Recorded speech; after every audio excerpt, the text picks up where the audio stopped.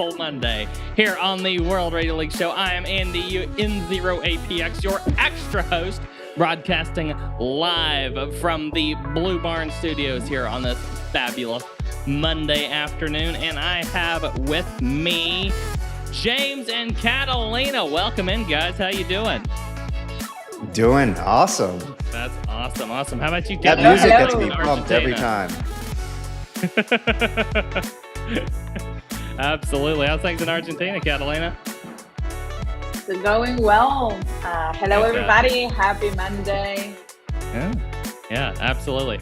Yeah, I don't know about you, James, but it is hot here in Missouri right now. It is.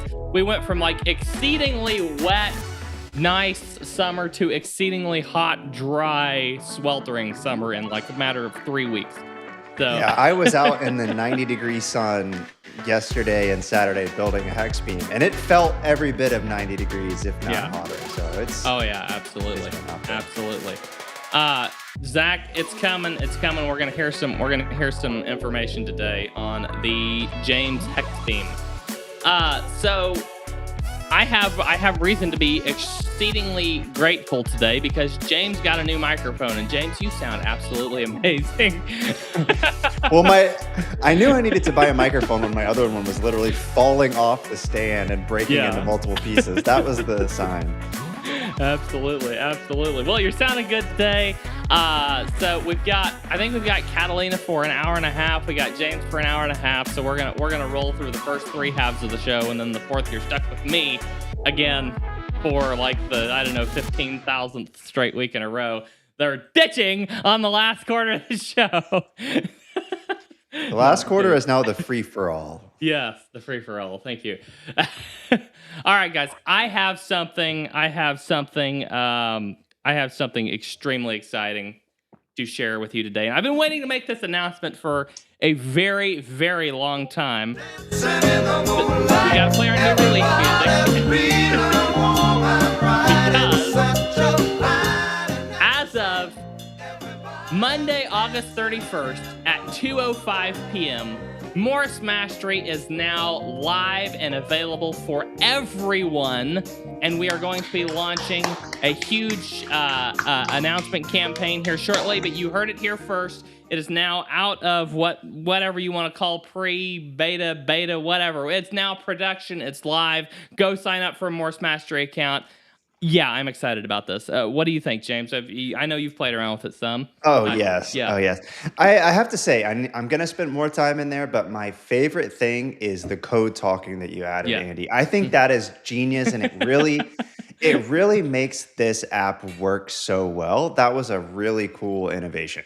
I appreciate that. I know, Catalina, I know you were trying to hold down a streak for a while, but I think you kind of bailed after a little bit. So are you gonna pull it back up and get your streak going again? Yeah, I hope so. I need to be.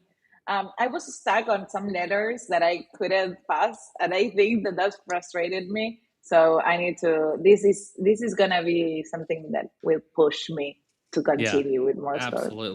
Absolutely. And so we're launching the web app right now, but never fear, a mobile app is following very shortly. We will have one forthwith. We will have a mobile app, and James, I know you're very excited about that as well. So anything that I can do practice while I'm laying in my bed on a phone has a 90% higher chance of success. Yeah, Valentina's like, what are you doing? Oh, I'm just saying dit and daw, and learning my dits and daws over here. Absolutely, yes, indeed. All right, so I wanted to make that announcement right off the bat here because I'm just so overly excited about it. But yeah, go sign up, morsemastery.com. Would one of you be able to, Catalina, would you be able to drop that link in the chat if you don't mind? Sure. morsemastery.com. If you haven't got an account yet, go sign up. If you do have an account, let's get that streak building. And we'll have even more people competing on the leaderboards on the games. We'll have more people in the live chat. I'm sure the Morse code live chat. I mean, that's a big deal. That's a really cool thing. So at least I like to think so. So yeah, go check it out and be sure and send us any feedback. There's a feedback button on there. Any bug reports, any feedback you have, please send it anytime. All right. we had something really cool happen over the weekend we weren't hardly even paying attention to. We mentioned it in passing last Monday, and we really weren't paying that much attention until we pulled up the dashboard and took a look. So, James, you're the one who pulled this up this morning. You want to share your screen quick and show us what went down over the weekend? Oh, I would absolutely love to. Let me pull All right, this let up. me get you full screen here. That was weird. Hold on. We'll get you there. I don't know why your screen share isn't showing. Is it showing? Are you seeing this? I don't think you're seeing this. Okay. All right. Hold on. We're gonna get it fixed here. Give me just a second. Okay, and then we've gotta add James' screen. Where did James' screen go? That's the weirdest thing. Okay, let's do it this way. Oh, there's something crazy going on here. I think I can add it. What's that? I think that I can add it. Okay. Right. Oh, here we go. I'm finding that is the weirdest thing, but I can add it. Give me just a second and we'll get it added. There we go. Okay. All right, we got it. Yeah. We are in here. By the way, before we get to this, there's all kinds of little small features that go live. The homepage now displays the frequency, which is really nice. So you can actually see live spots and real-time contacts come across the screen. But we're not talking about that today, guys. We are headed over into the contests and events section. So as you can see right now, we've got the St. Kitts and Nevis DXpedition going in there. Go hunt those guys as well. But last weekend in the chat, who knows what the big contest was last weekend? Maybe you even participated. I'll wait for at least somebody to mention it in the chat, and we'll see. Yeah, and while we're waiting, I love this new contests and events UI because there's so many new events that we weren't able to cover for so long. And DXpeditions is a huge addition, and I've really incredible work by the team on getting that added, and I really enjoy going through there, seeing what DXpeditions are going on right now.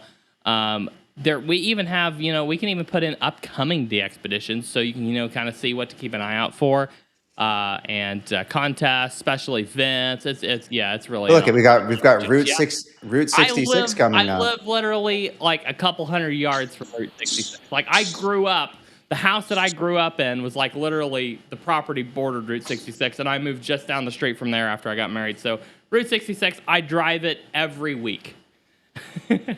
I mean, and so this at least a portion of it, not the whole thing. This is the magic here. You can search for contests as well. If you're looking for a specific contest, we've got that added. We've got some filters, so you can filter by contest, special events, or DXpeditions. But let's take a look at the big one. There was a couple. We had Kansas QSO Party. We had U.S. Islands QSO Party, which is a great time to get some islands. And we had Worldwide Digi DX. And as we'll get into, I was busy building a hex beam, so I did not get to participate in this. But it was such a good beginner-friendly digital contest, and I've been like getting into digital. So I'm sad that But yes, Zach called it. David called it. It's the WW Digi contest that we're talking about. I also like when I was trying to get your screen share up. Zach said that I have just coined a new motto for amateur radio. There's something crazy going on here. And Zach, since you're asking me for updates about my hex beam, I want updates on that rotor control build. I want to see that working. You're gonna be my inspiration. But what's really cool here now, remember, this is just for the World Radio League users. So this is like a contest or an event within an event. And we always want to support those event organizers and submit your logs. We were working with several people to make sure you submit your logs. If you did participate, you're one of those 75. Make sure to go over to the rules, go to the official WW Digi contest, and submit those logs as well. But I'll show you some cool things you can see within WRL. Shout out to our top leaders here who participated. I see a couple familiar names. Oh, look at this. Zach said number 8. Let's go. Give a shout out to Zach. Yeah. Super great community volunteering in Huntsville. Zach sent you some photos in Discord, James, if you want to check those. Oh, is the build already underway? I love it. Let's take a look here and see what type of participation we had in WRL. Wow. Beautiful. A lot of Beautiful. international. I Yeah. love to see that it was not just US. We had some stations in Europe. We had some stations. Put in the chat if you participated in the digital contest or if you operate digital much at all. Put in the chat what software you use to run your digital modes. This is a very interesting thing. We want to be able to integrate more and more of these softwares with World Radio League. So put those in the chat. Let us know what you're using. And, maybe with our new, something else that we're going to be talking about, the new API, maybe this will become easier over the next couple, over the next 3 or 4 months, maybe, over the next 6 months, year, as more and more developers start finding out about the World Radio League API. Push your developer, the developer of your favorite app to grab that API and integrate it. But as those start integrating more and more, it's going to get easier and easier to fewer and fewer steps to send your contacts across to World Radio League. So let's take a look here. This is some new data we've added to our contest, and we're going to continue to add some more analytics and statistics. But you can see the top countries. I don't know why U.S. is that a Venezuela flag? We have to take a look at that. We've got Brazil, Japan, China, Germany, Argentina, Canada, Chile, Indonesia, Italy are our top. And you can also see we can break this down by continent. So North America on 20 meters, a lot of North America. A lot of 40. But surprisingly, I would say, yeah, I guess not too surprising. 20 was the top band, 40. FT8 definitely dominated our modes, and FT4 coming there in a second. Let's keep on going. And then you can see as the QSO's over the hour, hot start, very hot, and then we got a little bit in the second half of the contest. Those night hours always tend to fade out a little bit. So, yep. That's Absolutely. pretty typical. So. Yeah. We already got some responses here. We've got Pepe using FL Digi. N7FAN runs almost exclusively digital, FT8 and FT4. Zach says he uses WSJTX Improved with Grid Tracker 2. Yeah. Might have to try that. WSJTX Improved is a fork of WSJTX. Diesel here uses JTDX. David uses WSJTX. We've got N7FAN using WSJTX. I saw some interesting answers. So a lot of WSJTX users here. Kyle, Pew Pew Pyro, like your username by the way, is WSJTX. Milton, FL Digi. I have not done enough with FL Digi. I'm gonna have to take a look at that. Terry uses WSJTX Improved. I think, if I'm not mistaken, I have played with WSJTX Improved a little bit, but those WSJTX and WSJTX forks are always, you can't install two of them side by side, so it's really hard to compare. At least it's very difficult to install two of them side by side. They have these weird config files that make it nearly impossible to do that. So it gets kind of complicated. And Rob says he uses WSJT to N3FJP to World Radio League, and yeah, that flow definitely works. David's using Improved 3.2.0. Pew Pew Pyro says he uses FT8TW on mobile. Now that's something that's the comment that I was interested in. That's something that I want to try at some point, is using. There's more and more FT8 mobile apps coming on the market, and that'd be kind of fun. Have you done any of that, James? Yet any mobile FT8? I have not. I've recently just kind of got into FT8 even on my computer. I've not played with any of the mobile apps yet. Yeah, absolutely. No, David, I don't believe we've heard anything from WSJTX yet on adding WRL built in, but please send them a message if you, let them know that we have an API available for them to use. Steve with an S says he uses WSJTX. Yeah, a lot of WSJTX users. It's a pretty common theme. JSate calls another one, and FreeDV. These are FreeDV is another digital mode. That one's a really cool mode. It's really. Have you looked at FreeDV at all, James? I met one of the developers for FreeDV at one of the Hamfests, but I have not tried it myself yet. Yeah, it's a really interesting mode. Anyway, thanks guys for answering the call there. There was a lot of different softwares there that are really cool.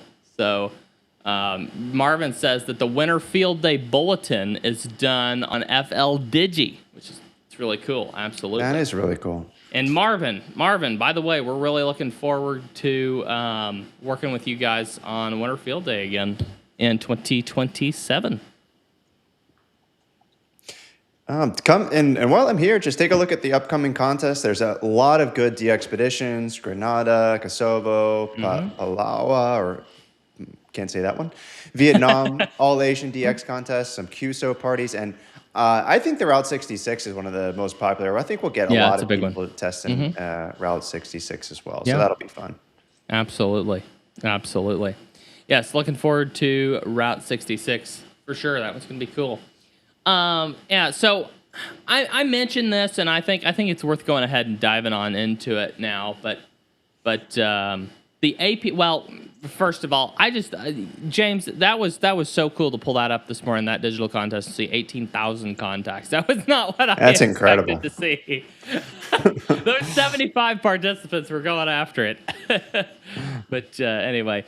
All right, yeah, James, do you want to demo this next one here, because I know you have been working really hard with the dev team to make this a reality and to make sure that we hand it off correctly. I can share if you want, but I think you have a really good insight into kind of some of the thinking behind this on the API. Why don't you give us a demo? Yeah, I would absolutely. And we have been talking to you guys about this for the last couple of weeks. Well, it's here and it's real. The World Radio League API has been launched, and this is it's not your average ham radio API, I should say. So I think you guys are going to get a lot of good use out of this. Now, I will say we're simulcasting to World Radio League and Ham Radio Prep. Bear with us if you're watching on the Ham Radio Prep side of things. Bear with us for the next 5 minutes, because we're going to go in the weeds on nerd speak for just a few minutes here, and we're gonna lay on the nerd speak, because there's developers watching this stream that are gonna want to know these facts. But we'll get right back to our regular presentation of things. But we want to really hammer down on this. So take it away, James. Absolutely, hey, that's great context. And first thing you need to know is, how the heck do you even get to the API to see what I'm showing you? Well, just go to worldradioleague.com, go to the main homepage, the sort of basic site here before you get into the app, and you'll notice the API has been added into the navigation. So click the API, and this is your documentation for everything API. In order to use this, it's going to require an API key. So to get your API key, you're just going to go into your app, and this is generally available. This is available for everybody.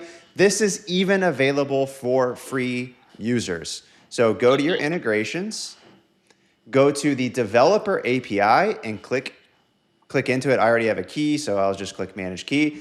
And this is where you're going to create your API key. And the default logbook, you can later specify what logbook you want the contacts to go into, but you set your default logbook right here. So if I'm showing this to you, if there's any developers on the live stream who are watching, this is free to get started with. We're going to be reaching out to various different applications. If you're working on your own application and you want to integrate either uploading contacts to World Radio League or fetching those contacts from the user's World Radio League logbook, you can do all of that. The user just needs to get their API key, you need to have a place to store that securely within your application, and then you can make requests to the API. And I'll insert in here, there's two sides to an API, of course. There's the developer side of the API, which is someone's implementing the ability to use the API into their app. And then there's the user side of the API. The user's the one who's going to be copying the key, putting it in the other software, making the connection between their accounts. And it's free for both sides. If you're a developer implementing it, totally free. If you're a user using it, totally free. Absolutely. And we made this free because we wanted, we've never had any limits on accessing your own data within World Radio League. You can export all of your contacts anytime for free. We have free cloud sync. We have free unlimited contacts across all of your devices, desktop app, mobile app, and even our cloud. So we wanted to make that free because we felt like it was important. So you can use this. And John Hunt's already added this API to my app for home. Works on my system. That is amazing. That's awesome. And That's today, so awesome. so what can you do with this API? Because we're going to expand it. But first thing I want to mention that I think is very unique about this API is this is the first, to my knowledge, ham radio platform that has released a modern REST JSON API. So we're actually sort of creating a new modern way to connect ham radio applications. As opposed to the old XML way of doing things. Exactly. And look, we want to support everything that we can, but we think if we're going to continue to move ham radio forward, we need to start building on top of modern applications that are easier to build on. They're more robust. They're much easier to parse and format, and they're just industry standards at this point. So we've built this to be from the ground up to be a modern JSON REST API. And what do you have access to with that modern API? You've got all of your contact data. So you can get your contacts, you can list them, you can log contacts, so you can have any application you want automatically logged to your World Radio League account. There's a get for a fetch a single contact. There's a correct to contact, you can update, and you can even delete contacts. So you can have another app using this, fully sync your contacts, writing contacts, reading contacts, anything that you want to do from the API, and the same thing for your logbooks. Now, I purposefully built this in such a way that in order to log a contact, you don't have to specify what logbook ID you want, because I wanted this to be very easy for developers working with this. But just here's something really cool. So this documentation is an interactive documentation, and it shows you example requests and responses. So you can test your requests here. I'm not going to paste my key in because I don't want to. I don't want to accidentally do it. But let's say you're integrating from, Ham2K or QRZ or LOTW or Club Log or what have you. You enter the program ID. You can enter the call. You enter the timestamp, the frequency, the band, the mode, and you can send that data to WRL. So that's the log one contact API. So I want to back up something you just said a minute ago. You say you do not have to specify the. Say that again. You don't have to specify. Yeah, you don't have to. You don't have to specify. So if you look at all the fields that are in the body of this request, there's the band is required, the call sign is required, the frequency, the mode, and you have to send the program ID. Mm-hmm. So the program needs to declare where it's coming from. That's similar to the ADIV standard. The timestamp is also required, of course. And if you don't send that data, it's going to reject your request. But the grid square is optional. You can send us the grid square, 2, 4, 6, 8 characters. Probably 6 or 8 is better. 6 is most common. But if you don't send that, we can also derive it as well. The logbook ID, let's say that you have a bunch of logbooks in your account. Like most of us do, and you want to specify, hey, I want to send them to the 2026 random fun log. You can give it the logbook ID of this logbook, and it'll send it there. If you don't give it the logbook ID, it's just going to default to whatever logbook you've got configured here in the API dashboard. Okay, perfect. Yeah, that makes sense. That's awesome. So if you're a developer, give it a shot. If you're not a developer, here's our ask for you. This is completely free for everyone. So just reach out to your favorite application and tell them World Radio League has an API. Please add the direct integration with World Radio League. Yes, absolutely. Ooh, 10-digit grid. Interesting. Yeah. So quick question. If you, and I believe that we've discussed this, and I think we're going to be updating this soon, but so say you have multiple apps that you want to integrate, but you don't have them all at one time. You copy your API key once and put it in your first app you want, then 2 months later, you want to integrate another one. How do you go about doing that? Is that something we're going to be adding more support for? Well, what you can do when you create your API key, you can just store it in your password manager or you store it somewhere securely. And then anytime you add a new app, just add your API key. You only need one single API key. Now, we are going to make it so that you can copy this API key without revealing it because it's not really, we're not dealing with sensitive financial data. But I would also say, be careful with, your API key. You don't paste your API key into a ChatGPT session or Claude session. I mean, that's just not, that's not very secure. It's not a good idea. But if you are using like most development today, you're in some way using some agents. So if you want to point your agent to this documentation and say, hey, I'm trying to integrate my app with World Radio League, we have you can download the open API document, and you can send, you can also send the agents to the documentation here too. James is really conservative about pasting API keys into his AI agents. I tend to live a lot on the edge a little too much.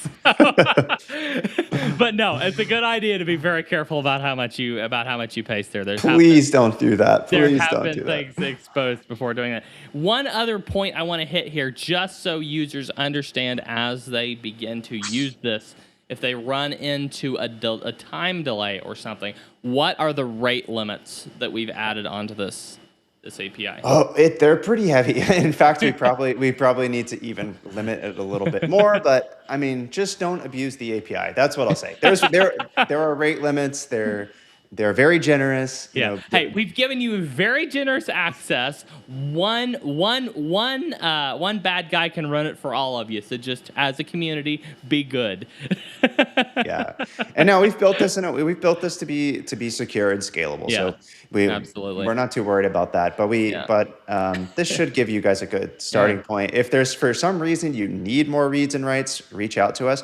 And we are planning on adding a lot of things to this. One of the things that you'll notice is we don't have a way to add like a Poda Park or a Soda Summit in the API contacts. We are going to be adding that very shortly because we know everyone's going to be asking for that immediately. But this is so again, go if you're using any other application that has integrations in it. We're going to be reaching out to some of those developers as well. Enjoy. Absolutely. So what an awesome demo. That's really incredible stuff, and I'm really excited to see it. All right. All of you that are watching on Ham Radio Prep, you can breathe easy, you can relax now. We're done talking about the API for now. I'm sure we'll be talking about it as we add updates in the future. We're gonna take a break real quick, just like a minute and a half. We're gonna be right back, and we're gonna talk about a new release that just dropped, plus another release that's coming out tomorrow or the next day. So do not go anywhere. We will be right back after this very short break.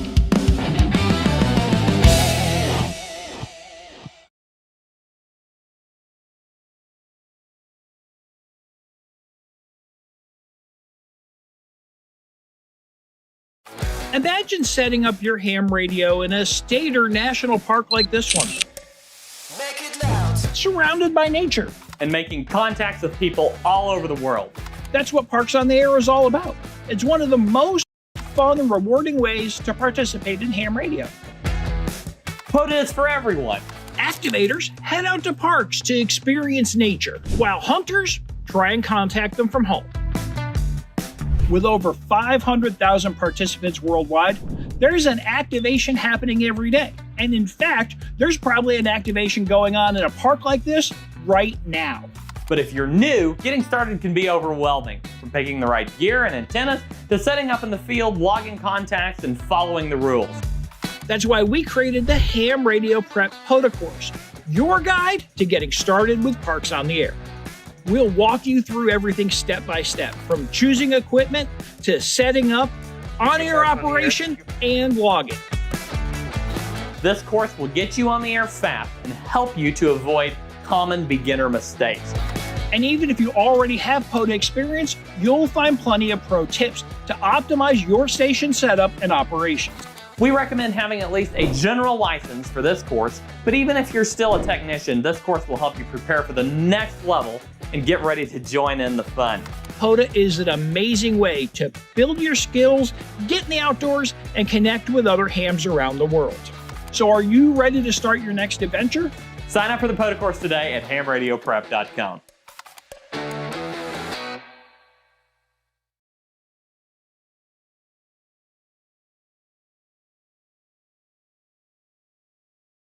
Live from the Missouri Ozarks, North Georgia, and Tandil, Argentina, this is the World Radio League Show.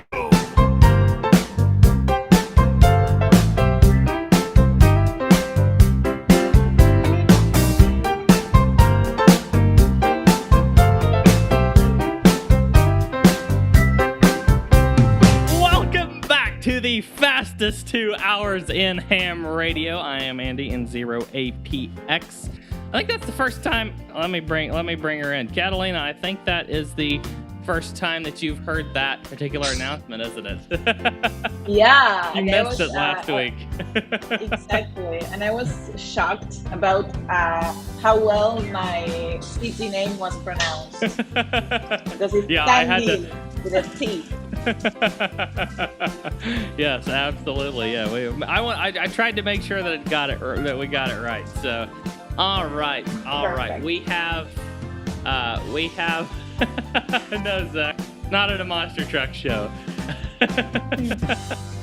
All right, let's talk what else we got going on. We've got some pretty cool stuff going on here. I'm going to bring up second time I'm playing this track today because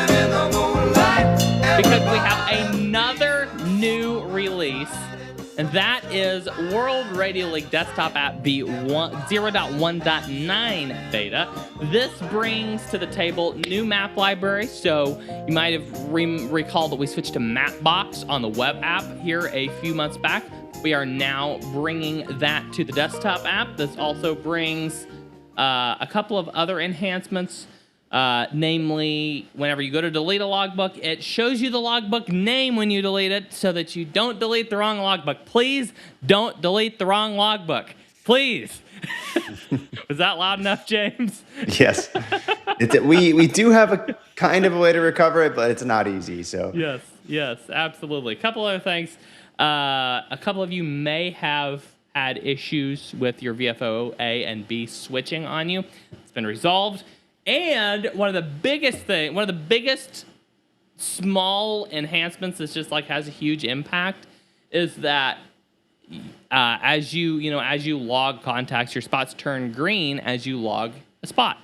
Well, the way we were handling that is the spotting page updates every 60 seconds, and after the next update, it would turn the spot green. Now, the spot turns green immediately so that you don't have to wonder for 45 seconds or however long if you've worked that station yet or not. So, some great improvements there. Anything that I missed there, James, that you want to say about the desktop app? I know it's still in beta. I think we're getting ready to pull that beta name from it and just It's about production ready. You might see a 1.0.0 here soon. I agree. We are definitely, the app is very stable. It's got cat control. It's got WSJTX integration. The logging is working. The best cat control. The best cat control. And a lot of big updates too. I mean, a lot of this update was around just some simple enhancements and stability and things like that. But if you haven't played with the desktop app yet, I think most people have, but you are really missing out if you haven't been using the desktop app. That is now my primary logger. Yeah, absolutely. Desktop app is incredible. Zach's assisting us with our announcements. I may have to use that one, Zach. That's pretty good. So yes, the desktop app is definitely beyond state. It's extremely good. Yes, streaks are on the desktop app now. That's right, Terry. Absolutely. I have a new video that's been filmed. It's in the editor's can, and they will be editing that and releasing the new desktop app walkthrough video. We have not published one of these yet, so I'm sure it will. At the rate the team's moving, it will be outdated in a couple months, but we can shoot a new one then. So It is. We do have a new walkthrough video, which definitely will help. But yeah, absolutely. Alert here for those of you that are using digital modes right now during the live show. Franz Josef Land is back on 20 meters FT8 again. So go work them. Get them in the log. It's a really cool de-expedition. Go get them in the log if you can. All right. Asking about... W8DOD is asking about QSL cards. There's a couple of questions here that I've seen come up a lot, James. And number one is, when are we going to see the QSL card feature in World Radio League? And number two, maybe you should answer this one first, and then we can get to the other one. Number two is, when will we have a QSL card sent, QSL card received, or a need to send QSL card picker in there where somebody can tell what they've sent, what they haven't, what they still need? Your audio's down. I muted myself. What There I can say is we are actively working on it. It will be available very soon. We've got a lot of things in progress, but these are very top of the list. So we'll be adding a lot of QSL support. Absolutely. QSL cards. This is a big one for me, and I know this one's like next in production, but I'm so excited about it. I can't hardly wait. This is going to be so cool. It's funny because I think the QSL card sent and received checkbox is one of those that has been, I think I'm the original, I think I created the original request thread on the World Radio League community 2.5 years ago. Like a few weeks before I joined the team, I was like hammering James and the team with requests in the World Radio League community before James said, enough of this, just join the team and then you can do it yourself. And so I was hammering, and I think I created the original request for the QSL sent received markers in the logbook. Now the request has evolved over time. We think we've come up with a really good way to implement this, along with the QSL card feature where you can generate your own QSL cards. And so, we'll hopefully put this all together into one package and launch it here very soon. So looking forward to that one. All right. Next up is we're releasing something tomorrow that's going to be absolutely incredible. And we demoed this last week. I'll show you again one more time, before this goes live tomorrow. But this is just going to be so incredibly cool, and I'm very, very excited about this. Do we have this? Do we have the I think we have this on production. Yes, okay. So let me go ahead and share my screen here, and you're going to see a couple of banners that says something went wrong as I share this. The reason is because it's only the front end, the UI, what you see is going to be available for us on the admin team. Once it goes live, of course, it will be available for everybody. Those banners will disappear. Everything will be rosy and jolly. But until then, we've got to we got to put up with these banners until we get it live. So, alerts and notifications. This is you'll be able to create these alerts. I've got this way zoomed in, but I'll zoom it out a little bit. You can create an alert with AI. You can type a description there that says, tell me when N0APX is on 20 meters CW, and it will create an alert when N0APX is on 20 meters CW. You can say, tell me when Alaska is on the air. It will tell you when Alaska is on the air. You can try to say, tell me when North Korea is on the air. It'll create the alert, but North Korea is not going to be on the air anytime soon.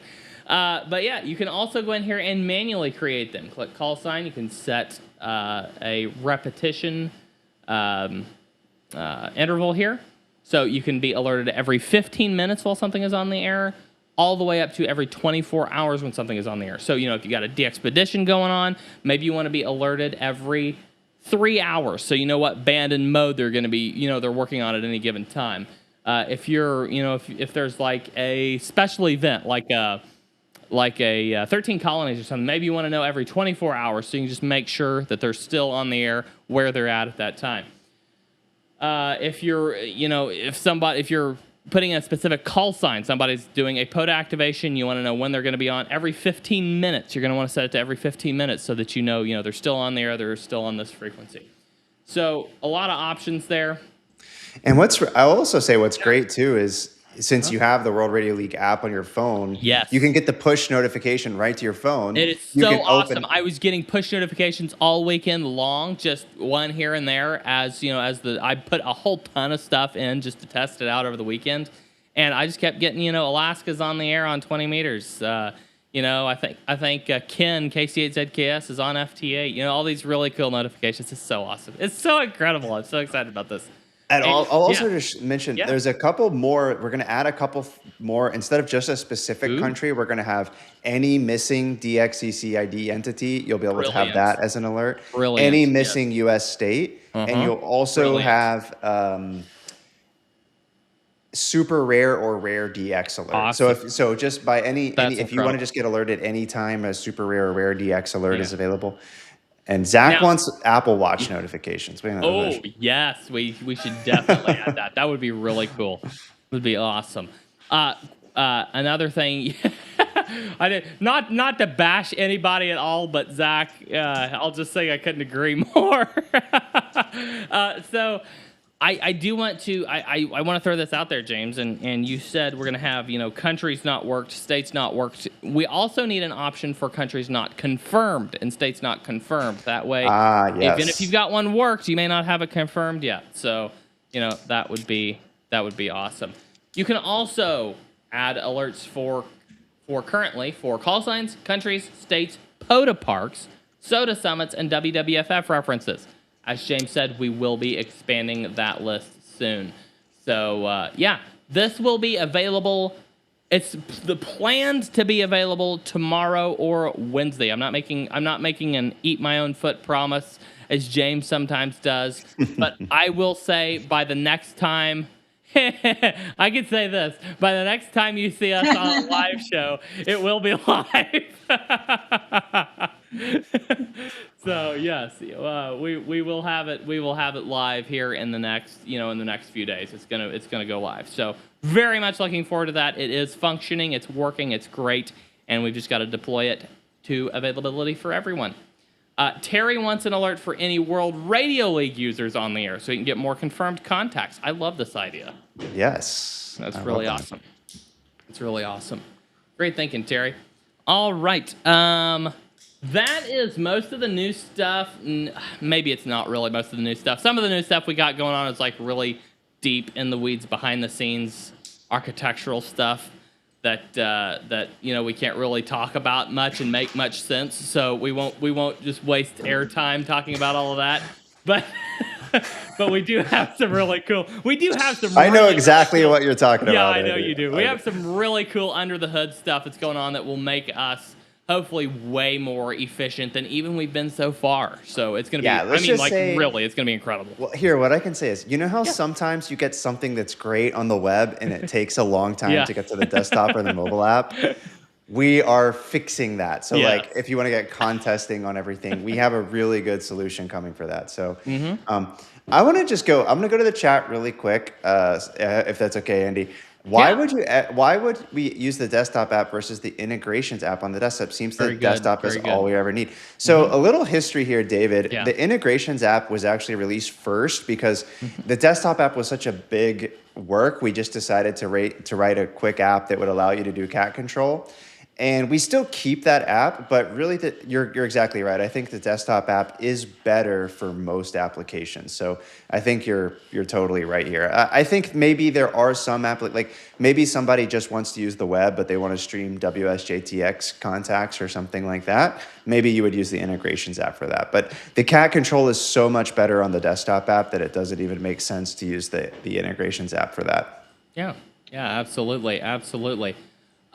Kyle asks, with regards to logbooks, I enjoy contests and special events, but when I'm done, I don't like 50 separate logbooks. Can logs be combined? Yes and no, and in the future, yes, absolutely.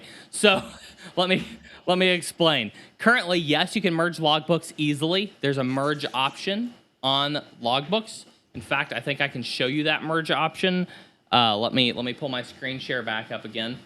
If I go to logbooks here and I go to the 3-dot menu, I can just say merge into other logbook, pick another logbook, and merge it just that easily. That works great, except for contests and special events where you want to track that, track your progress in our contest leaderboards and our dashboards. Once you move those contacts out of that logbook, they don't track as easily. James, if I'm not mistaken, I'm gonna throw this out there, and you correct me if I'm wrong here. But what we have on the roadmap is a way to bring those contest metrics down to the contact level instead of the logbook level, which means that they will be tied to each individual contact, and it won't matter where in your account that contact exists. If it's tied to that contest, it will remain tied to that contest, and unless you explicitly remove it. Is that correct? Yes. I mean, in fact, we already store all of that data at the logbook level. But like Kyle, what I would want to know for this question is, why do you not like the separate logbooks? Yeah, it's a good question. Because it doesn't hurt you to have a lot of logbooks within. We've kind of designed a new way to do it that's different than a lot of applications. But if you want to see all your contacts in one place, you can go to QSO Manager. Yeah, QSO Manager is If you want to map contacts across your logbooks, you've got QSO Map for that. And we're continually building more analytics on the analytics side. So what we usually recommend is it's best to keep each contest or special event kind of in its own log. And then if you just want to go and get your kind of full list of QSOs, to use QSO Manager for that. But again, there's nothing wrong if you want to merge. I think Andy already showed it. If you want to merge contacts into different logs, you can. But it's kind of nice. I mean, like, let's say that maybe one day you participate in a contest and then you want to compare, how did I do in last year's contest versus this year's contest? It's going to be really nice to have those separated so you can do that type of thing. Yeah, absolutely. But maybe we can talk more about it, Kyle. I understand where you're coming from. Reach out. Yeah, definitely. Reach out to us. We got a whole community page, community.worldradialeague.com. Feel free to shoot us a message there anytime. Rodney says he's going to try the notifications from down under in VK land. Rodney, have fun on your VK vacation, and let us know what your VK call sign is so that we can try to work you. It'll be awesome. N7FAN says the problem with Apple Watch Alert is that if they do it wrong, the alert blows up your Aston Martin. That's hilarious. Rockets and radios is the James Hex Beam discussion under the hood. Yes, it's coming, Tim. It's coming. Be patient. We're getting there. We're getting there. Dave says that our conversation about logbook organization is the perfect leading statement for talking about folders. So, James, have we put any more thought into folders that you want to discuss? We do not have any big updates here. I would say a tool to use today, use favorites. You know, we probably will have folders. It's definitely something we're doing. It's not, I wouldn't expect it in the next month probably. We have a lot of big features coming up, but it will eventually, it is on the roadmap. But I would say, use the favorites button. You can use the sorting, and that will help you get your most important logbooks to the top. Yeah, absolutely. Absolutely. Let's see here. Peter says he's got an issue with remote hams. It's in the system. Thank you, Peter. We will definitely be on that. Rodney says the James Hex Beam discussion is for the fourth 30-minute portion. We'll get there. We're almost there. Yeah, absolutely. We're going to... It's in the bonus content exclusive to the DVD release. Absolutely. Watch for the episode 64 DVD release to hear about James Hex Beam. Actually, in reality, James, we'll get back to the comments. Let's talk about that Hex Beam. What's going on with your Hex Beam? Oh my gosh, so much progress. It's almost done. So here, let me share. I'll show you guys some cool updates here. All right, let me get you switched on. There you go. All right. So here is the Carlson roof tower. I think it's the 45D, I believe it's called. So this was my Saturday project. You could see the thrust bearing here. That's the Yaesu thrust bearing. And some detailed work by yours truly here, cranking away. Great construction on these. these Carlson roof towers are awesome. I mean, just great construction, really high quality stuff. And Jim, the owner, was even messaging me to make sure everything was working out. Absolutely no problems. Here we go. I wish I could really build this fast, like in my fast forward mode. I always say it's kind of like those chef videos. You know, have you ever seen like a chef video on Instagram where they go like tick tick tick tick tick, and then it's just like the food's like done. You know, it's like that's how it feels like watching the fast motion like video of me building this. That's and hilarious. then it started raining, and I was so determined. I'm like, I'm not gonna stop building this. I finished it even in the rain. Then I tested the rotor. So there's my Yaesu rotor here. This was so cool. I have to admit, like this worked way better than I expected even. There's my control. I'm clicking it around and it's working here. Let's just look at this beautiful, beautiful, beautiful rotation. Come on, rotate. Okay, Awesome. Beautiful. Then I went stealth mode. So painted the entire thing black. Oh, I was going to tell you that's another color. Like what happened? Oh, and my iPhone kept falling. You see, like I have so I filmed this guy. You could see that's my in-fed half wave. Could you see the looks like a line here? Yes. Okay, That's hilarious. so that's why it kept falling. Then let's see if somebody knows what these are. Oh, yeah.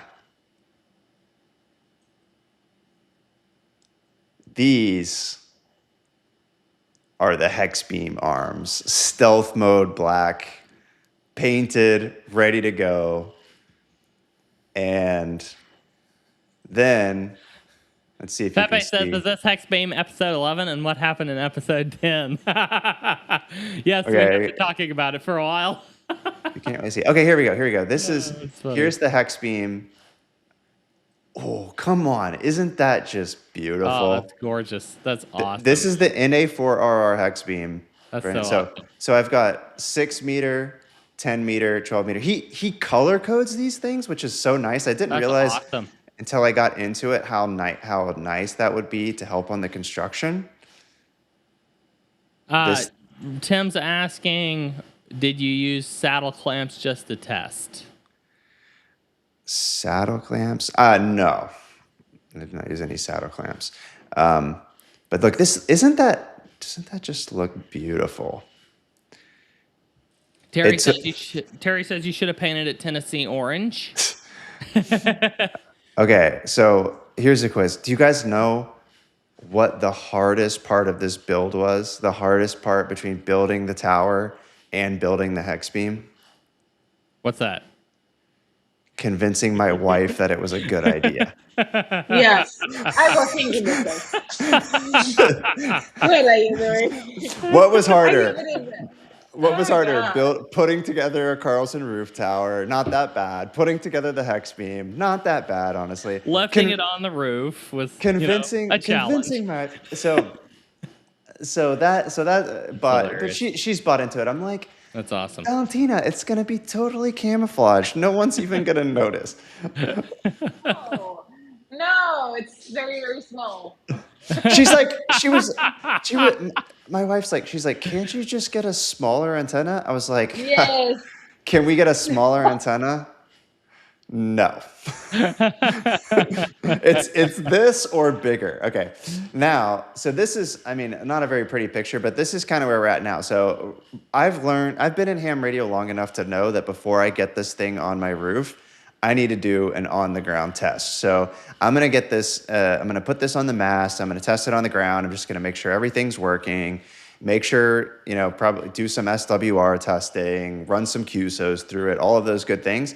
And then I have to figure out how the heck to get this thing on my 26-foot roof. Is it heavy? It's not that bad. So I specifically... It's very awkward. It's a good question. I picked the components specifically because I didn't want to add too much weight to my roof because my house is kind of old. Like it's, I wanted to make sure it wasn't too stressful. So this is maybe like probably 50 pounds, and this is like 50 pounds roughly. So I think it's like 100 pounds total. So it's not that much. It's not that heavy. Yeah. Yeah, absolutely. Tim says he can lift the whole thing by himself. It's not that heavy. It's just really awkward to move around. This thing's gigantic. I mean, that's a 5-gallon bucket in the middle. This thing's huge. So it's going to be a bit of a pain to move it around. I like Peter's recommendation. Rent a JG, get like a nice lift. I think I'm going to have to get the lift. Originally, I was like, I'm just going to grab the ladder and I'm just going to lift this thing up the ladder. And I'm starting to think about that. I'm like, I don't know if I can do that. Terry plays really mean. He says if his wife mentions antennas, he just asks her how much yarn she has. I can relate, Terry. My wife loves knitting or crocheting, that type of thing. Peter, so is the paint UV rated? I'm not actually sure. So I do think the paint. That will be a gray antenna in a couple of years. It probably will be. But like, I was trying to research the paint. I was like trying to get the perfect paint and all these things. And eventually I was like, I'm just going to get whatever the best paint I can get at Home Depot. And like, I need to get this thing done. I don't want to spend like a week researching paints. So I think I got, I'll have to check the exact paint. Yeah. But I painted a couple coats, so hopefully it holds up okay. Yeah, absolutely. For sure. All right, let me switch back over here. Terry says he runs the desktop app and the web app at the same time because everything's not in the desktop app yet. I'm sure, Terry, we will be getting some more stuff added. Not everything, but quite a bit of stuff. Just going back through a few of these comments here. Let's see here. We had a few comments about, Pepe says, look forward to season 2 of James Hexbeam starting next Monday and featuring James and Zero WRL as James. Absolutely. Tim suggests 2 extra people on getting your beam on the roof, which, I think totally get that. Totally get that. Zach says, don't trust SWR ratings that close to the ground. Very good call there, Zach. Very good tip. Kyle says his wife likes his 900 megahertz directive loop Yagi better than his DX commander. For context, we're talking a loop about this big compared to something 30 foot tall. So, yes, I can totally get that, Kyle. Tim says on your rotator there was 1/2 of the mass clamp and then a saddle clamp on the other side, on one side. That's what he was talking about earlier. Oh, 1/2. Oh, yeah. So I think, I know what you're talking about. Actually, when I first started installing it, I accidentally put it on the wrong side, and then I figured that out. But I know what you mean. Like it's like a U-shaped clamp, and then you have the saddle clamp on the other side. So I think I did, if I'm understanding you right, I think I know what you're talking about there. Yeah, absolutely. So one other comment I saw here, where was that? Oh, Marvin said you need to get a green heron or an ARC rotor for remote access. That's cool. Great information. All right. So James, you said you also have an infed half wave up? Yeah, that's been my it's the My Antennas infed half wave. It's been a great antenna for a long time. Don't get me wrong. And I would still say, I would not recommend, if you're a brand new ham radio operator, maybe somebody who's watching from the ham radio prep side, and you're looking at this antenna and you're like, these guys are crazy. Yeah. Like, you don't have to start with a hex beam, right? Like, that's probably not your first. Although you can. You just don't have to. Yeah. But look into something called an infed half wave. Infed half wave is, absolutely a good starter antenna. I've got a homebrew 40 through 10 outside. In fact, I was just recording a short about it earlier. You'll probably see that short come up here in, maybe later today even. But yeah, I've got one up outside right now. I've used it for a very long time, and I hope to, maybe even I like home brewing antennas, so I may come up with something new. I would love to try home brewing a hex beam sometime, but getting the whole structure of that thing would be a little bit interesting. So it would be cool. I mean, Yeah. I know most of the hex beams are based on the same design, Yeah. so you could probably go back to that original design. Yeah, absolutely. Oh, and by the way, okay, rockets and radios. I just realized you're KH2XX. Thank you, by the way. I got to give a shout out to KH2XX there. Thank you for the tips on the construction as well in Discord. Yeah, absolutely. He mentioned, look, be look at careful. this. Ken says Me and James Mike and will him be and Mike. heading north from Florida on the 15th. If you want help, we can stop by to help out. Okay, Awesome. okay, yes, There let's you go. go. Let's go. Fantastic. Okay, I can get on the roof, Ken, and you can get in the lift and just pass it over to me. Dave says I need to put up 160 meter sky loop. Yes, indeed, Dave. Absolutely. All right, guys, we are way past time here on the segment. All right. On the other side of the break, we're going to get to Catalina's Ham Radio This Week segment, so do not go anywhere. We will be right back. I know we spent a lot of time talking about antennas, which I kind of wanted to do. In fact, over the break, put in the chat, what do you use for a primary HF antenna? And put that in the chat, and we'll maybe cover those after Catalina gets done talking about ham radio this week. We want to give her plenty of time to talk about. She's got a really cool fact for us today. So we're gonna go to a break real quick and be right back after this. Do not go anywhere. Whoops. That was weird. Okay, don't go anywhere. We're gonna be right back after this.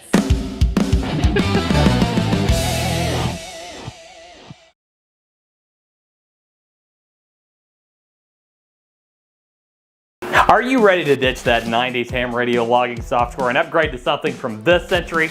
Well, now you can. Welcome to a brand new era of software in ham radio, World Radio League.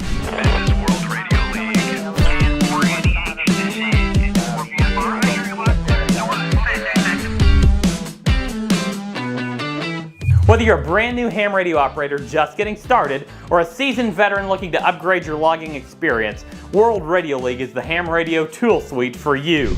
Its sleek, modern design brings ham radio into today's world. No more digging through endless menus to find basic features. It's all right in front of you, ready to go with just a couple clicks. An extremely customizable logging interface is just the beginning. We integrate with 7 spotting networks to make finding your contacts that much easier. Plus, we offer many custom mapping and analytics tools so that you can view your contacts your way.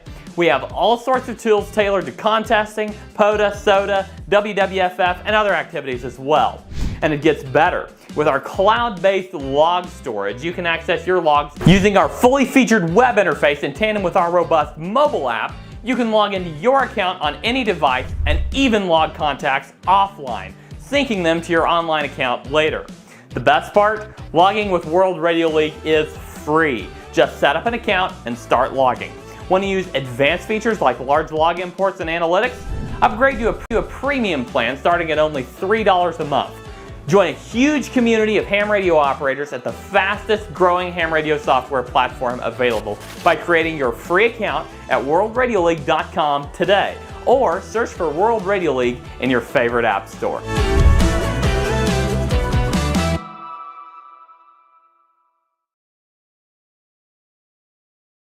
You could be prompting AI status update emails to your coworkers, but we all know that's not happening for at least 2 hours. Welcome to the World Radio League Show.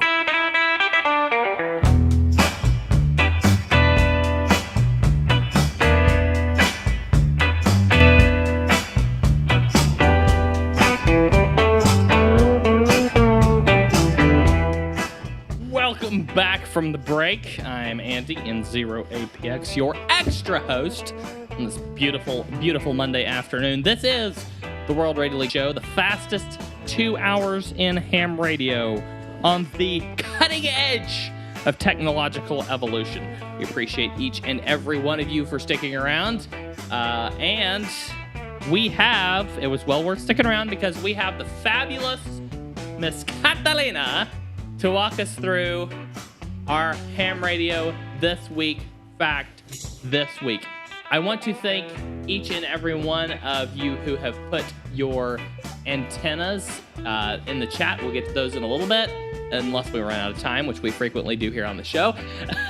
But I also want to acknowledge that we have Anguilla Island in the chat. Victor Papa 2 Echo India Hotel. Welcome, welcome. Great to see you. And we always enjoy. He says, love me some World Radio League. We love to hear it. We love to hear it. This is the World Radio League. We love to see all the international engagement in the chat. We are an international show. I mean, Catalina, we don't just say this. Catalina really is from Argentina, okay? So it's not just... really am from Argentina. I'm not lying. You can check my accent. Absolutely. I mean, she goes on Monday afternoons and plays football, and we call it soccer, so you know she's from Argentina. Yeah. Okay. All right. So Catalina, do you want to tell us all about your ham radio this week fact this week? Sorry, I didn't get a new track yet. We'll hopefully get it for next show. Well, I get used to this one. I'm gonna miss it. Oh, okay. Then maybe we won't. I already learned it. All right, let's put Catalina's screen up here. All right, Catalina. Okay. So this week we have something related to ham radio. It's not something that is happening this week. It's an evergreen topic, something interesting. As I always mention, this is a section that I created myself to have some minutes to talk in the live stream. And also to inform very amateur radio operator about some fun facts about ham radio or something interesting that is happening this week. So today we are going to talk about the 120-year story behind your setup. So, do you have any idea? I think that you know what I'm gonna talk about, right? I was going to ask you, but you know. Kinda. I'm not sure where you're going. I don't know either. Yeah, I have no idea where this is going. I kind of know what the topic is, but I have no idea what facts you're going to present us with. Oops. So. What topic do you think I'm gonna present? You're talking about ham radio shacks. I don't know what you're going to say about ham radio shacks, but you're talking about ham radio shacks. I know that one. But 120 years ago, that's I mean, my shack's not quite that old. I mean, this building's only 15 years old. I mean, well, Andy, 10, I have to tell you, it's 120 years. That's what I'm gonna tell you. Yeah, absolutely right, Andy. I'm going to talk about shack. Why? Do you know why we call shack to the place where you have all your radio stuff? I actually do not. I don't know. I have no clue. So I'm teaching something to you. I'm the pro now. I am bringing some interesting topics that you don't have to study for getting a license, but it's important to know. Yeah, absolutely. Okay. Absolutely. So this is the origin story about why. And we lost Catalina's audio temporarily. She'll be right back. Okay. All right. There you go. It's working now. You're back now. You're good. You did it on purpose. No, I did not. It was gone for a minute. Okay, so this is the origin story of why we called ham shack or shack. So this is a very, very, very old story because it started in the 20th century, okay? And why?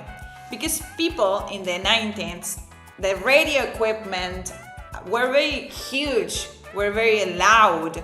So it was very, very hard to have that inside your dinner table, inside your house. Imagine if Valentina is not happy with the antenna. Imagine with a big radio in the middle of your living room. Yes, with things exploding and sparks flying out. Sparking constantly, yes. Exactly. So those operators decided to build some wooden sheds outside, or some outdoor shacks outside their backyards, and they were generally made by wood. So that's what they did, and that whenever this story started.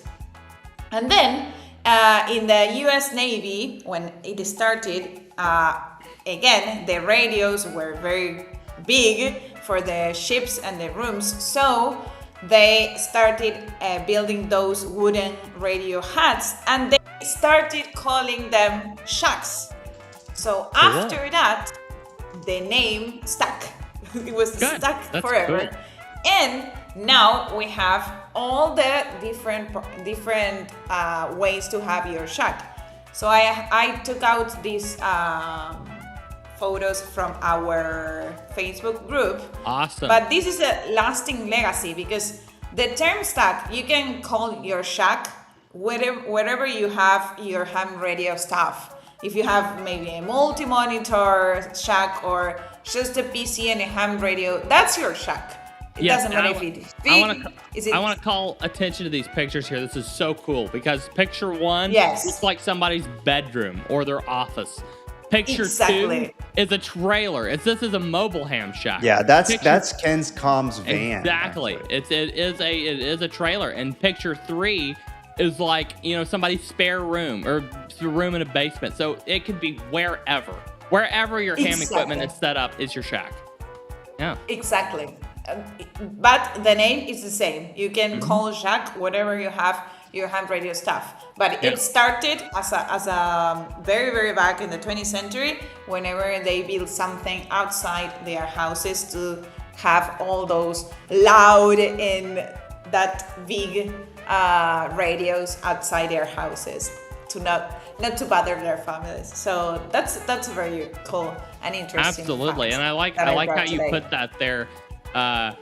A multi-monitor contest station basement, or a single handheld radio on your nightstand, which is what I started with. Basically, it was a single handheld radio on my nightstand, plus a mobile rig in my car. I mean, that was my shack, was one radio basically, until, and one handheld and one mobile, and then one or two mobiles, and then I expanded from there. But yeah, absolutely, your shack is whatever you want it to be, really.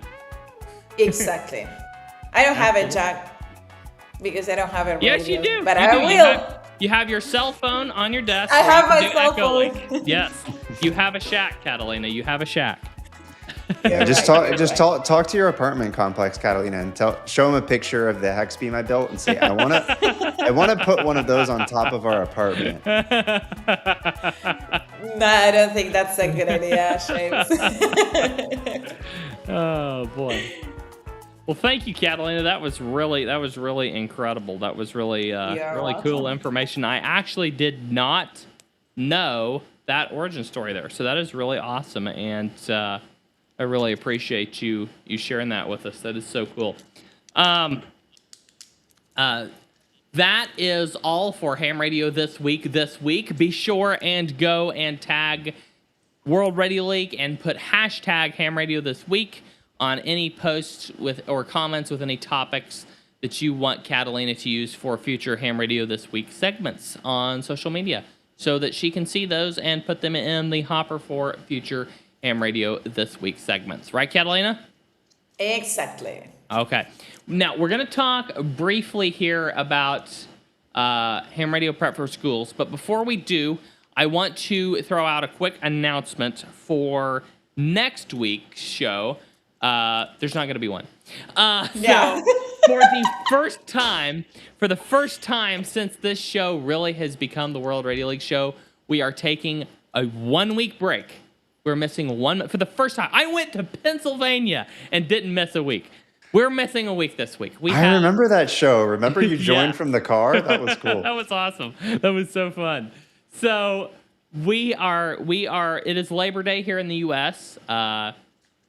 Strange holiday, but a holiday nonetheless. So many of us here in the U.S. are taking off, spending time with family. I myself am spending quite a bit of the weekend with family, so I will not be available for the show. Found out Catalina's not going to be available for the show. James decided he didn't want to solo the show, so we are postponing 1 week, episode 65 for 1 week. We will be back the following week. Here's the second part of the announcement. We will be back the following week with a special guest in the second half. Professor Jim will be joining us to talk about some really cool things. He's going to be talking about a fully AI-designed ham radio antenna that worked absolute wonders for him. I mean, it's already designed, built, and tested and works incredibly well. It's really awesome. He's going to be talking about... He gave me some other topics. I can't remember everything he said, but I think there's going to be some discussion around some. Where is that conversation? Here it is. He said we're going to be talking about. He said we're going to be talking about. That's weird. Where did that go? Oh, there. Okay, there we go. Yes. We're going to be talking about the new ICOM 7110. He has information about the 7110 that he wants to talk about. That is a cool radio. Have you seen the 7110? Is that like the new 7100? It's the new 7100, and it is beautiful. They just unveiled it in Japan. It is awesome. It's beautiful. It's incredible. I want one. I'm not going to get one. It's way too expensive. He's going to be talking about the ICOM ID 5200, which debuted at Dayton, talking about that, comparing it with the Kenwood TM750, and we're talking about some of that AI stuff I mentioned, plus some more AI stuff. So, yes, the 7110 is gorgeous. It's a beautiful radio for sure. It looks awesome. James' mouth still hitting the floor there. Okay, because I have been saying this forever. I love my 7100. I was like, if they upgraded this color display, waterfall, and everything, I would be all over it. Yeah. And that's what it is. Isn't it awesome? Look at this. This is awesome. It is HF 50 megahertz, 2 meters, 70 centimeters, everything in one package. 100 watts HF, 50 watts VHF UHF. Wi-Fi and Bluetooth. Simple configuration for FT8. Wi-Fi and Bluetooth. CW decoder. It's the whole pack. I'm not advocating for the use of CW decoders. Do not take my words out of context. It is a beautiful radio. It is awesome. And I'm really excited to see people start using this. Well, it might be time to upgrade. Andy, do you want a 7100? I'll sell you my 7100. Sure, absolutely. Just let me. Oh boy, that's so funny. Yes, absolutely. It's gonna be really cool to see this one hit the market and see people start using it. So, anyway, Jim will be on. What were the comments you were sharing? Were people wanting us to do a Tuesday show instead? Yeah, I was kind of joking. I was hoping you didn't see that. Actually, I was showing the comment. Someone said unacceptable. Andy Benjamin said you need to do it on Tuesday.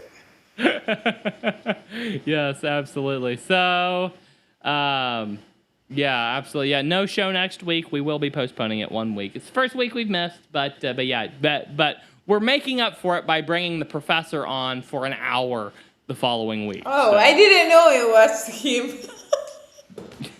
I asked you in the message because I didn't know who was the guest, and I was, who is the guest? Yes, Professor Jim N4BFR will be the guest for the second hour next week. So Catalina, you've got to be there for the whole show in order to see him. So he will be there. He will be there for the second hour of the show week after next. And yes, that's why I said earlier in the show, the spotting alerts and notifications will definitely be released by the next time you see us, because you won't see us again for 2 weeks. I was playing it safe, but yes. All right. So, James, you have some really cool stuff, and I think you and Catalina both have this. Have some stuff here to share about ham radio prep for schools. You want to go ahead and share some of that for us? I'll kick it off and then I'll pass it over to Catalina to give a little bit more details. But I just wanted to share the update because this program has just been going so absolutely awesome, which is why we talk about it most weeks. Ham Radio Prep for Schools, our plan to try to get ham radio in every school in America for free. Ham Radio Prep is a program that truly works for youth because it's video based. You've got text lessons, you've got quizzes, it's step by step.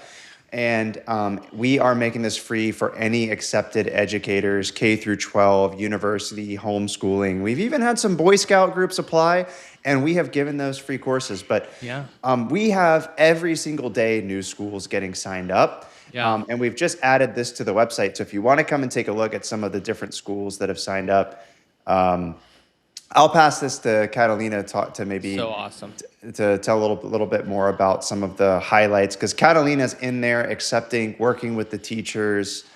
How have you been seeing the program going so far, Catalina? So I must say that after some weeks that we are running this program, I am very surprised and very happy about the results, because we have been working with a lot of teachers that applied, and they are more than 30, and we are still getting applications from teachers that want to add this. And also it's truly awesome to read why these teachers want to add ham radio prep course to their I don't know, some of them are teaching in the science subjects. Some of them have like special after school courses running, and it is very related to ham radio. Some others want to give their students a cool future skill to develop in order they needed some time to this license to communicate with their families. There are some scouts that it's very, very enhancing for their scouting knowledge. There are like a lot of applications and a lot of teachers leaving their comments. And we have very great schools. James is sharing there. I don't know which one you are sharing, but you can, James mentioned, we added this into your website so you can check which schools are working with us right now.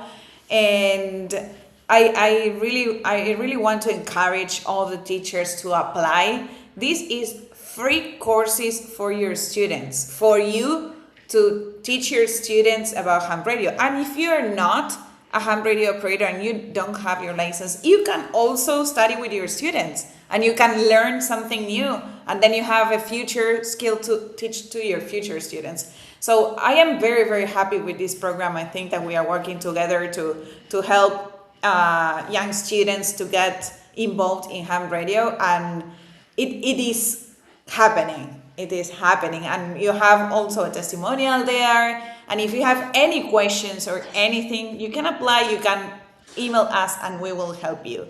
But don't hesitate to apply. This is awesome.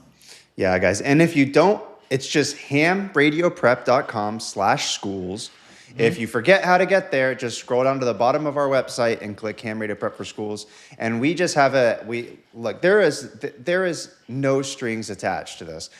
Teacher applies as long as you're from a educational institution. You're getting free courses. You're getting free technician courses for all of those students. And we have heard from last week we talked to a teacher, Jackie, who their school did an astronaut contact. And at this point, Eris is now seeing students who have started with amateur radio in school, and they're now getting a career in commercial space, in electronics, and in engineering fields. It's really, it's really reinvigorating our hobby with a lot of youth. So the ask for everybody out there is, please, if you know any teachers or educators or Boy Scout groups or homeschooling groups or anything in your community that even seems like they may be teaching youth, tell them to apply, and we will be more than willing to help them. Yeah. And just throwing this out there, we have in the past said this was very much for youth, which is extraordinarily true. This is for youth, but we tend to interpret that youth about as broadly as most ham radio institutions do, in the fact that, you know, if you're a college class, still apply. I mean, still apply. This is for young people getting into amateur radio primarily. If you're any sort of a teaching institution, reach out. But this is primarily for young people. But I mean, we interpret that clear up through, Pensacola Christian College is one of our groups. I've seen a lot of homeschool groups. It's so cool. That's really near and dear to my heart. I was raised homeschooled. These colleges, these technical colleges, whatever, community colleges, whatever, just reach out. Broken Arrow, Oklahoma. I know where that is. I have family close to there. Their public school system is taking advantage. Isn't that awesome? Isn't that incredible? It's incredible to see just how public school systems taking advantage of this. This is amazing. This is awesome. Yeah, and we wanted to share this with you so you can see who are some of these actual schools and groups and youth that are getting involved in this. And we hope to share some more stories. We got a testimonial from Jackie. You can see there's a video from Jordan Mora, who's an 11th grade teacher at Gompers, who shared his story of bringing it into the classroom. And you can see he's got some drones in the background. He's doing all kinds of cool stuff with his students. Yeah, absolutely.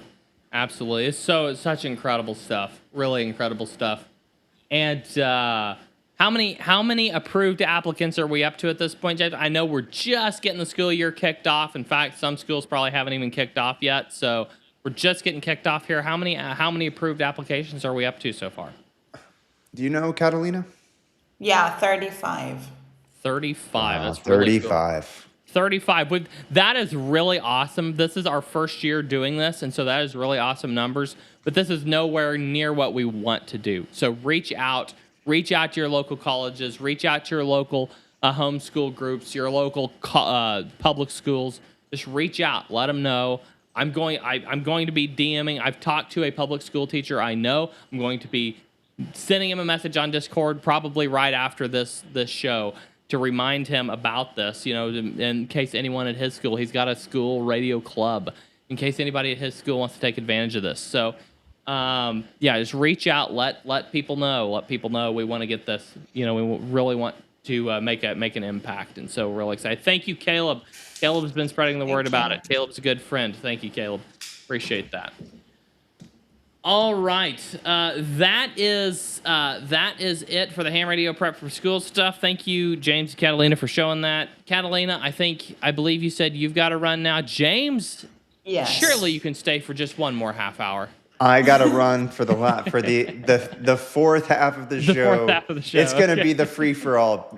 Oh boy. Okay. All right. Well, we're gonna make it happen. I've got too much to talk about, so I'm gonna have to start cutting stuff. Because I want to get to some stuff here. But, guys, do not go anywhere. Thank you so much, James and Catalina. Great having you guys on once again. We will see you back in 2 weeks. Yeah, have a great week. 7:30, guys. 7 to 3. I'll see you. All right, guys, don't go anywhere. I know you're tempted to. I know you want to drop. But the real hardcore fans will stick around. Do not go anywhere. We will be right back after this very short break.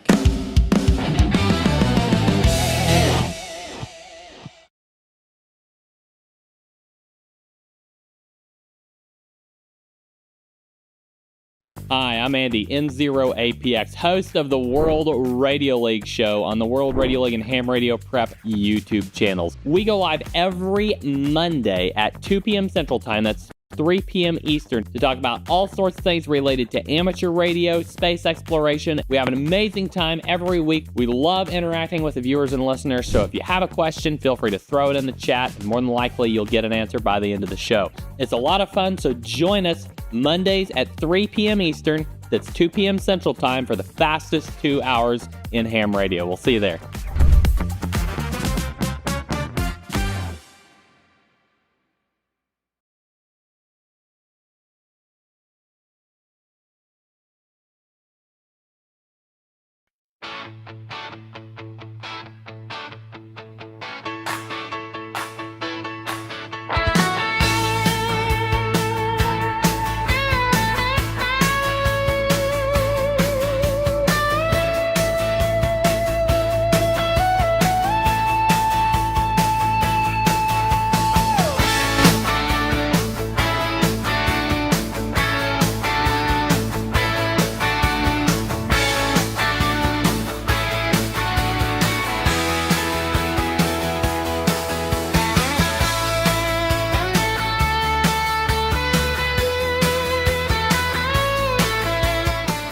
Welcome back to the fastest 2 hours in ham radio. I am Andy N0APX, your host on the show. Caleb, moving up to New York for Bible College and excited to spread the World Radio League awesomeness up there. Great to hear it, Caleb. Glad to hear it. Glad to hear it.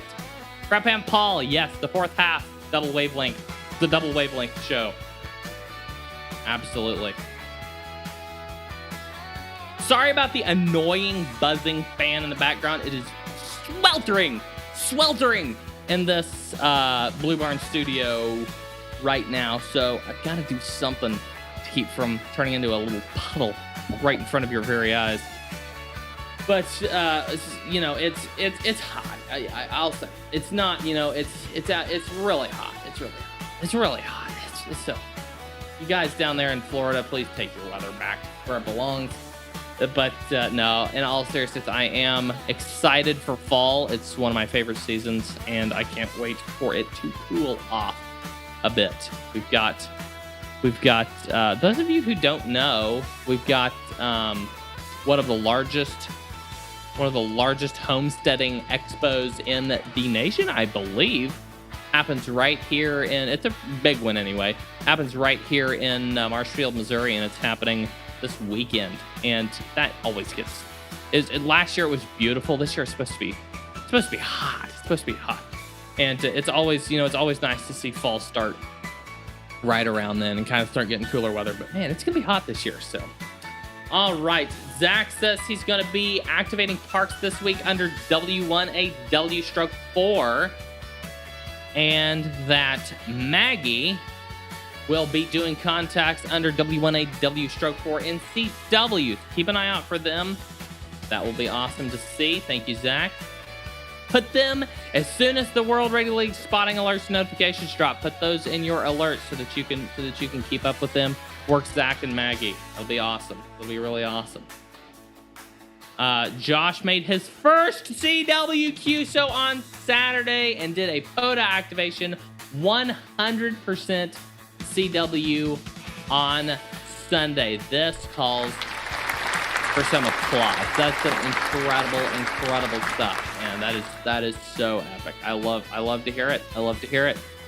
Once again, since we're talking CW all of a sudden, Morse Mastery, as of 2:05 p.m. Central Time today, just a few minutes ago, or a couple hours ago, released public live production available. MorseMastery.com. Go sign up, set up an account if you haven't already, and start practicing, start having fun, start learning, start communicating with other users of the live chat and the games. Have fun over there. It's cool. It's really fun. All right, so a couple of quick news items. Puerto Rico Mega Bota, Beaches on the Air. Puerto Rico's Mega Bota 2026 takes place on September 6th, 2026, standing as the largest amateur radio activation of beaches in the Caribbean. Spearheaded by the AWRL Puerto Rico section alongside local amateur radio clubs, the event brings operators together to set up off-grid stations along the island's coastline to communicate with operators worldwide. Labor Day is also coming up. This Bota thing, this Beaches on the Air, it just sounds really cool. I'm going to see if, maybe we'll be able to work some Puerto Rico stations. That would be fun. Labor Day, yes, Josh. CW feels way worse than Mike Fright, but it is also so satisfying once you make that first contact. I mean, huge. So, Labor Day is this coming weekend. Get out, do some POTA over Labor Day. I mean, do some outdoor stuff. You can go do, pack if your family's going to a park or something, just take your radio along, take your KH1 along. Take a radio, go do some parks on the air, do some summits on the air, have some fun, do some WWFF. Just get out and have some fun. Have some fun on ham radio, or family time is always the most important thing in relation to ham radio, especially. So it's always more important, I should say. So go out, get some family time in for sure. enjoy your family. Enjoy your family. If you have time, you can always take your radio out in your backyard, throw up a quick antenna, JPC-12, a portable end-fed half wave, something fun, something quick and easy. If you got a KH-1, you got a whip, and a counterpoise that's super quick and easy. Do some backyard hunting. That would be fun. That would be really fun.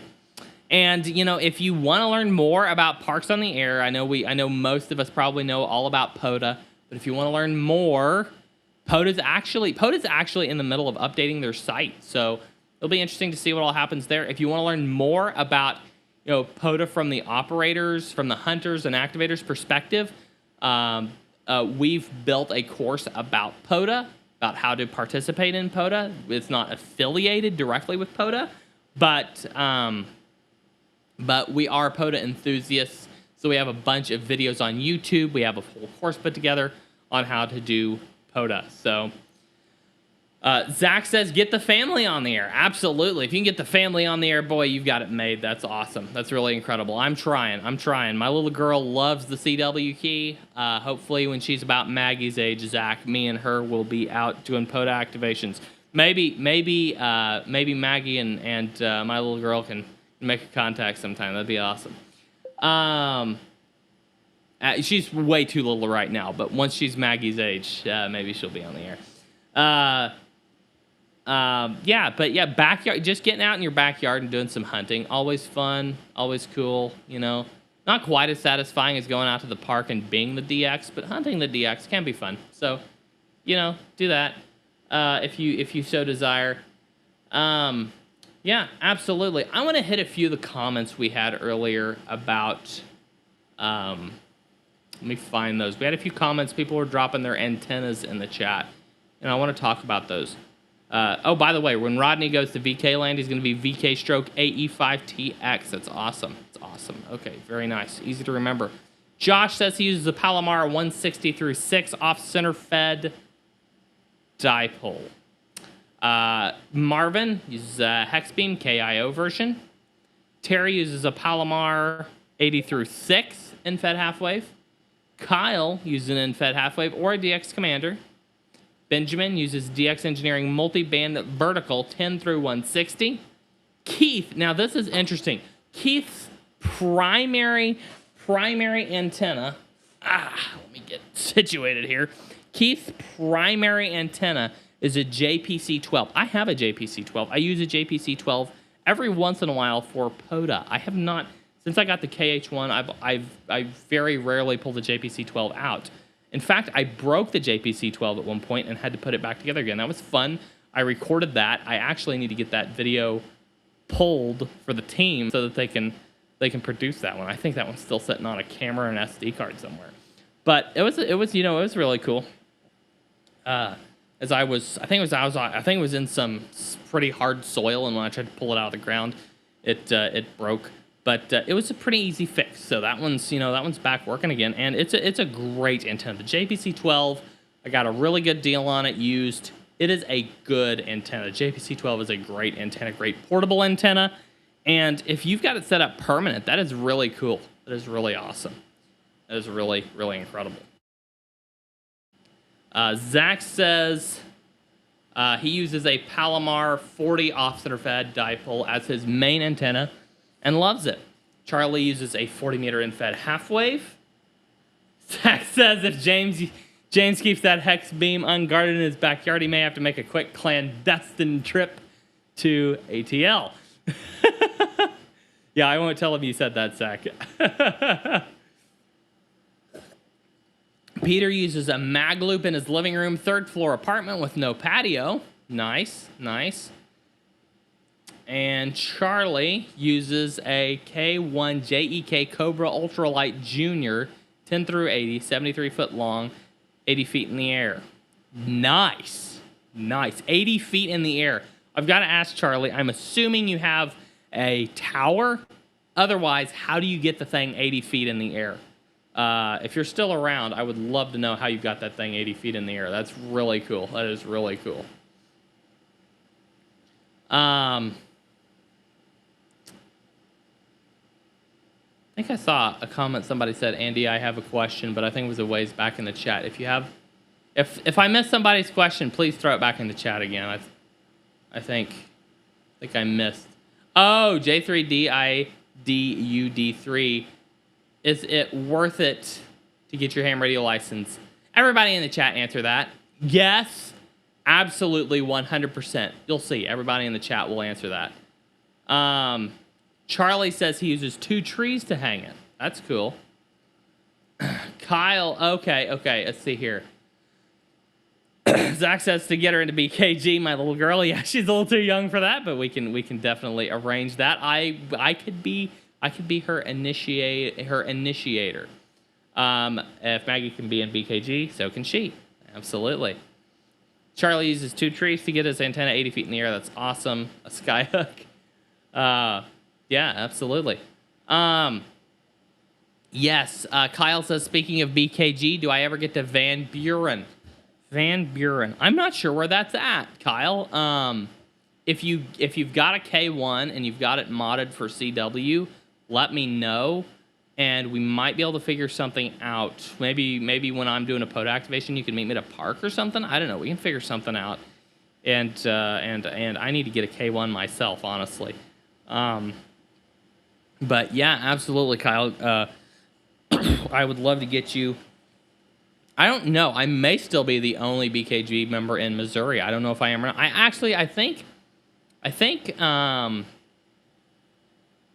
AA0Z might have joined. I'm not sure. He's up in northern Missouri. So I'm not sure where Van Buren is. I don't know if AA0Z joined or not. I'm not for sure.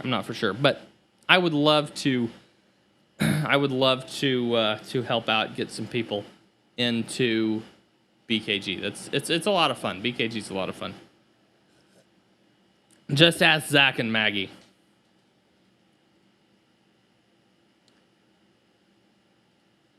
People answering the question, is it worth it to get your ham radio license? Yes, absolutely.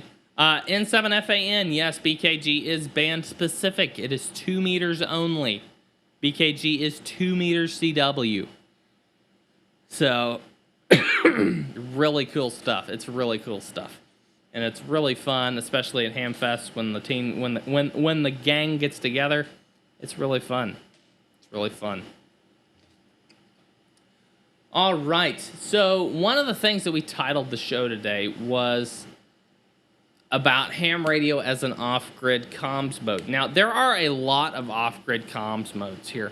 GMRS, FRS, those are kind of really adjacent,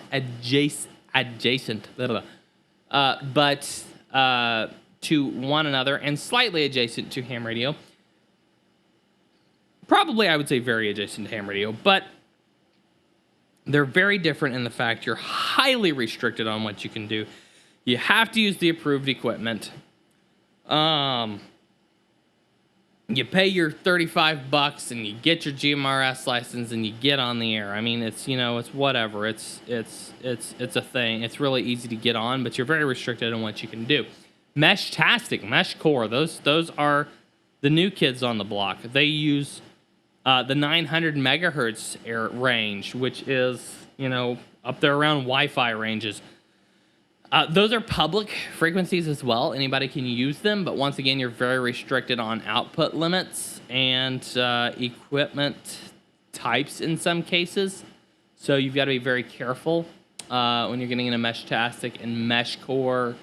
And really, the one thing, the biggest thing is, your range is not all that great. That's why they have to be a mesh, is because the range is not all that great. So that's the deal there. They have, all these things have lots of regulations and restrictions. CB, Citizens Band has a lot of regulations and restrictions. It used to be huge. It's, it's not as nearly as big as it used to be. Ham radio, on the other hand, I would say, and honestly, whoever that was earlier who asked that question, it was the perfect question to ask. Is it worth it to get your ham radio license? Because this pretty much answers it for you. Ham radio is the one place where you can go where, yes, there's a barrier to entry. You have to learn the material to pass the test. Once you pass the test, you can go, for lack of a better term, you can go, pardon the pun, ham. You can go ham and do all kinds of things, that you're not able to do on those other modes. You can go up to 1,500 watts output. You can experiment in all kinds of different frequency ranges. I mean, very many different frequency ranges. And you can do all kinds of experimentation. For those who just want to communicate, there's just plain old communication. And those who want more, there's all kinds of experimenting to be done. There's plenty of stuff to do on ham radio that you can't do anywhere else. That being said, GMRS and GMRS and Mesh-tastic, those are very viable options. Rodney says he enjoys GMRS in the DFW area, WSB Z617. I am WRWE 744.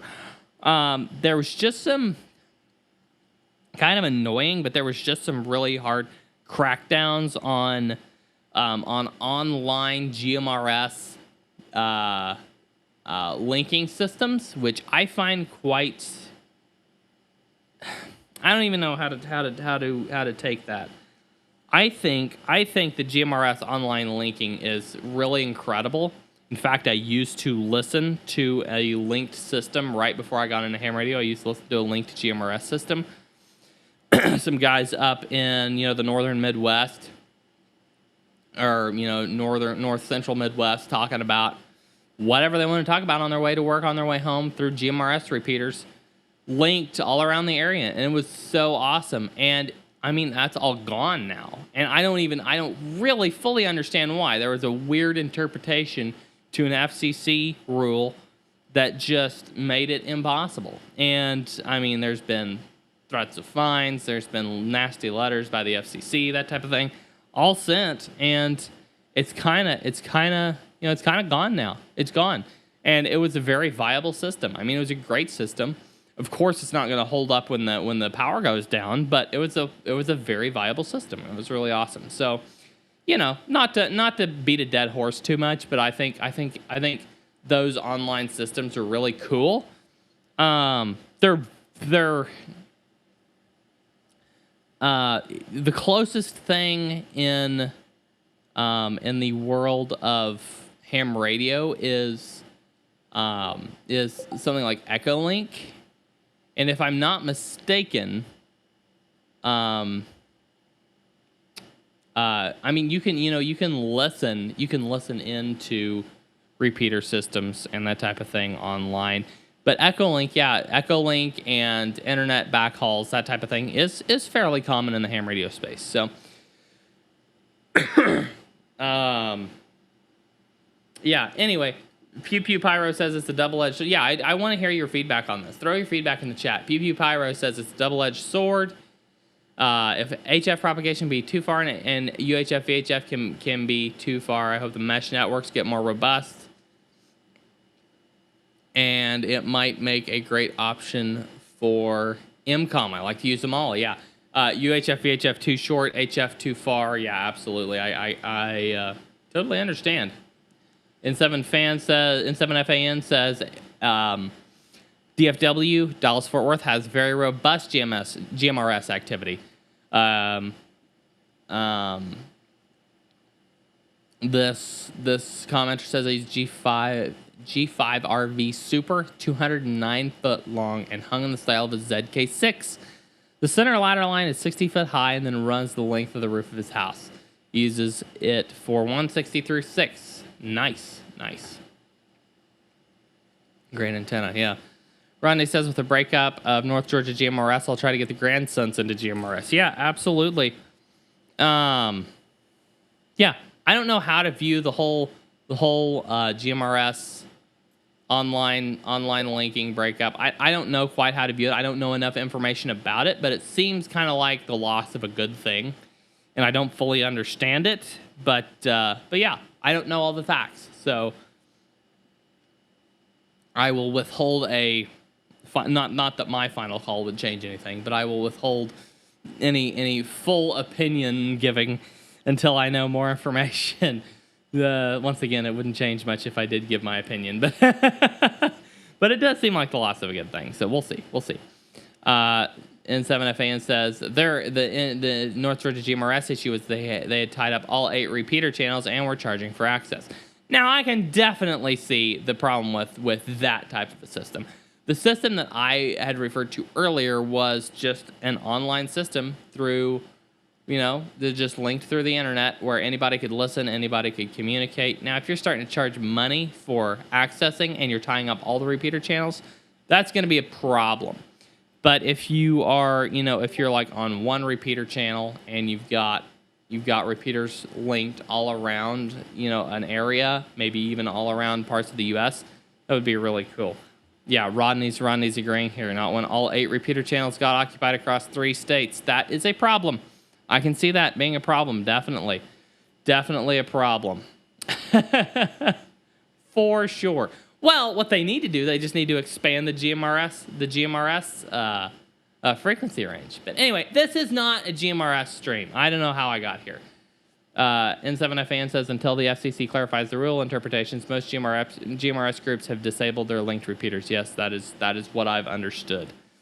But yes, we're talking about GMRS and we're a ham radio. This is the World Radio League show, so I guess kind of qualifies, but I got off in the weeds here. Anyway, ham radio gives you so much more access than any of these. I understand that a lot of these have some great, awesome stuff about them, but my take is that ham radio is the best option because there is so much infrastructure. It is a gateway drug into ham radio. Absolutely. That's how I got into ham radio, was starting with GMRS.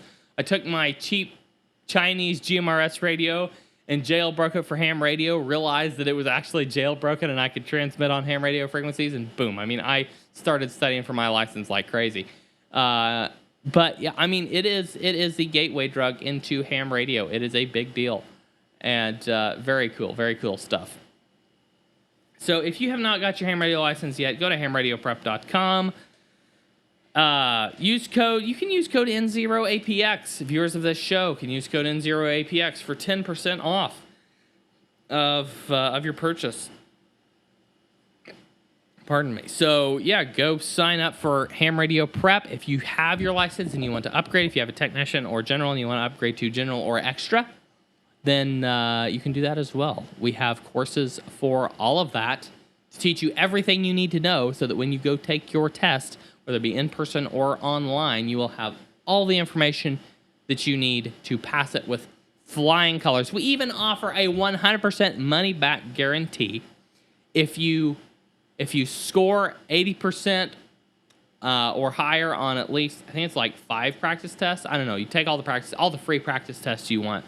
If you score 80% or higher on, I think it's at least 5 of those, and you've studied all your lessons, and you fail on your first attempt, you'll get all your money back. We just need to verify that you've gone through every lesson and you've got at least 5 practice tests with 80% or higher. But the reason we can offer that so confidently is because we almost never have anybody claim it. We almost never have anybody claim our money back guarantee because everybody is comfortable when they go in and they pass. It's just such an easy. You go in and pass their test, and that's what I did with general. That's what I did with amateur extra. It is such an awesome tool. Guys, it is 3:57 here in the Central Time Zone in southwestern Missouri at the Blue Barn Studio. N7FAN, you got this. Extra is more challenging than general, but it's not that bad, so have fun with it.